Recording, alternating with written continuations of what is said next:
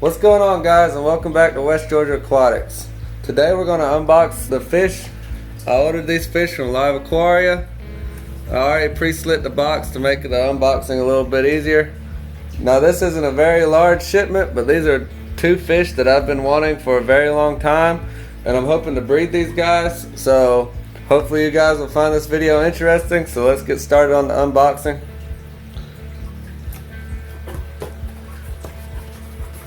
Open the box, you got the order form right here. And they ship them in styrofoam crates to keep them warm. Check the heat packs. The heat pack is still warm. These came all the way from California, so they've been shipped overnight. These were supposed to come in Friday, but they had a delay in shipment. And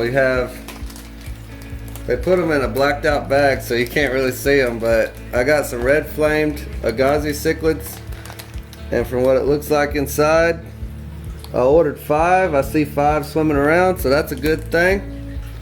So I'm going to put them to float in the 75 gallon. And I also got some buffalo head cichlids. They're from the Congo River system. And they also put them in a blacked out bag, so this is not a very exciting unboxing. But hopefully I can get some footage of them swimming around in the tanks. I'm going to put them in a quarantine tank just because I don't know too much about their stuff and their water and how well they maintain their tanks. And these guys are black, so I really can't see them too well in the bags. So we're going to put them to float, and hopefully we can get some footage of them later. And that's about it for the unboxing, but while we wait for them to acclimate, we're gonna work on the quarantine system for them and hopefully get that started up. I already have some pre-cycled media I'm gonna put in there with them, so all of this is gonna be good to go. As soon as I start it up, I'm gonna use tank water. Yeah, I don't know why I didn't think about it, but I turned the bag upside down, and as you can see, I ordered 4 of these guys, and the water's a little cold. So I'm going to try to get them back in the tank, but you can see them kind of swimming around in the bottom of it. There's one right there. So, and I ordered 5 Agassizi flame cichlids. So hopefully we can get these guys to breed, and I can kind of get a school of those guys going. But I'm going to put them back in the water because, like I said, the bags are a little cold. But they got great color already, and they're not even acclimated yet. While they acclimate, I'm going to turn the lights off just so they don't add any stress to them, and work on the quarantine system. Okay, so this is the tank I'm going to use for the quarantine system. I'm just running a Marine Land light on it, and we're going to have a sponge filter for filtration and a heater, and that's all this tank's going to need. We're going to try to keep this tank as clean as possible for the next 2 weeks, just so the fish have time to acclimate. We can check for diseases or any kind of parasites they may have. So right now I'm going to get the sponge filter and bring it over to the tank. I got this bucket of water we're going to wash the sponge filter out with, just in case, just so we can make sure this tank is as clean as possible. I know I didn't clean it out or anything beforehand, but this tank hasn't had any fish in it for a while, and the sand has got biological bacteria in it, so that's going to help jumpstart the system. So we're going to wash the sponge out, and the sponge isn't that dirty. We're just trying to make sure that we get these fish off with a good start, and this will increase our chances of success. I've never ordered fish online before, so this is going to be a new experience for me. Hopefully it'll work out and I can keep ordering fish online. But as far as I see, all the fish are doing great. But we'll have a better idea how well they are in about a week, hopefully sooner, so I can treat them and get them in the tanks. So we're going to place it towards the back of the tank just to give the fish enough swimming room. Since these fish are from 2 different regions, I'm sure they might pick at each other, but hopefully they'll be alright since they're such a small size. So now we're going to run the air line from the air pump to the sponge filter. All you do is hook it up to the end, then you run it to the sponge filter like this. Now most sponge filters are cased in a piping. All you do is take the pipe off like this, thread it through, and hook it up to the sponge filter. And that's all it takes. You just put the sponge filter back in the tank, and once the fish get acclimated, we'll start a drip system and get these guys nice and quarantined and ready for observation, and hopefully we can get them in the tank soon. Okay, so now I'm going to show you how I'm going to set up the drip system. Like, this is the easiest part of the setup. All you do is stick this air hose in the water and run it through this tubing holster. And as you can see, I got 2 valves on it. I'm going to turn those down to control the flow later. But you just stick them through the holes, run them into the tank. Now as you can see, I have 2 hoses running into the tank, down to the side into the other tank. And when we start to drip acclimate the fish, we're going to put this bucket in the tank and sit the bags in the bucket and kind of just let the bucket overflow naturally into the tank, and the fish will swim out on their own. And the reason we're doing that is that way they can stay acclimated to their water that they're in right now, but still get fresh water constantly into that bag. That way the pH and the ammonia don't affect them. And we're going to put some AquaSafe in the water just to help with any kind of toxins that may be in the water. But it's been about 15 minutes now, so I'm going to start putting the bags in the bucket and hopefully get the drip acclimation started. Okay, so what I ended up doing was just cutting a slit in the bag and stuck the airline hose into the slits. That way it keeps oxygen from activating the ammonia in the bags as much.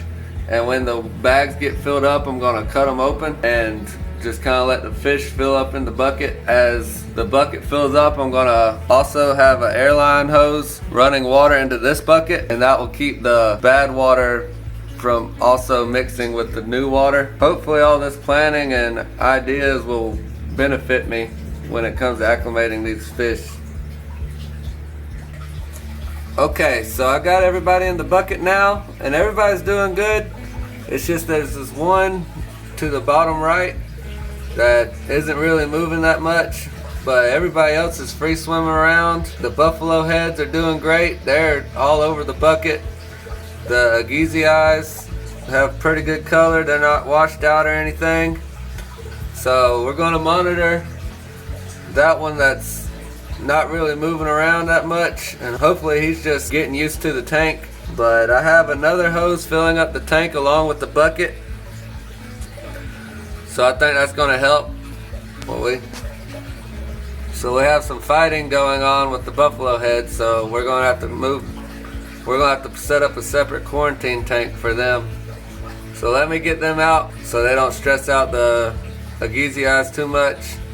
Now we have the buffalo heads separated from the Agassizi. I just kind of went ahead and put them in the water of the tank. Just that way the Agassizi can take a little time to themselves and get a better acclimation. They're a little bit more sensitive fish than the buffalo heads, so hopefully this will give them enough time. I'm just going to let the bucket spill over into the tank, and I'm going to put some Java moss in here just so they'll have some hiding spots. But I think they'll be fine once they get in the bigger tank, because if you see, even the Agassizi are kind of pecking at each other. And based off the coloration right now, I think I have a ratio of 2 males and 3 females. I ordered 5 just so I can increase my chances of getting a female. I'm not sure if they base their shipments off of only males, kind of like guppies, but hopefully I have a female, at least one. That way I can get some breeding action going. I've been wanting these fish for a very long time, but every time I go online they're always sold out. So they were on sale this time, so I had to jump on the opportunity. But everybody's doing good. That one at the bottom right still kind of iffy, but hopefully everybody will pull through and we get a good little colony of these guys going. So I just added the fish and they're all kind of hiding underneath the sponge filter. I'm going to put some brine shrimp eggs into the tank and see if they'll eat them. I'm sure they're pretty hungry. I don't think they feed them before they bag them, so let's go ahead and feed them and see if they'll eat. This is the one that was kind of just sitting on the bottom of the bucket. If you look closely, you can kind of see some reddening on his gills. Hopefully some heavy water changes will fix that. It could be either one of two things, some ammonia burn or just stress from shipment. Hopefully he pulls through. All the other ones are kind of free swimming around now that I added the fish food. These guys are still babies, so I'm not trying to go too heavy on the fish food, but they're doing good. I think based off of patterns and coloration, I think I do have 2 males and 3 females. I know the males will probably have longer dorsal fins than the females if sexing Crebensis is about the same as sexing Apistogrammas. I've never kept Apistogrammas before, so we'll just have to wait and see when they get bigger. If anybody knows anything about Apistos, leave a comment below and let me know. That would definitely help me out. But they're definitely getting interested in the fish food now. So I'm definitely excited about keeping these fish, you guys. As you can see now, everybody's kind of figuring out there's food in the water. I got the sponge filter going now. But that's going to end the video today, you guys. If you're interested in watching these little guys grow up, be sure to subscribe to the channel, hit the like button, and definitely hit the notification bell because you're not going to want to miss this. I'm pretty excited about seeing it, and I'm sure a lot of you are too. So as always, thank you for watching, and I'll see you in the next video.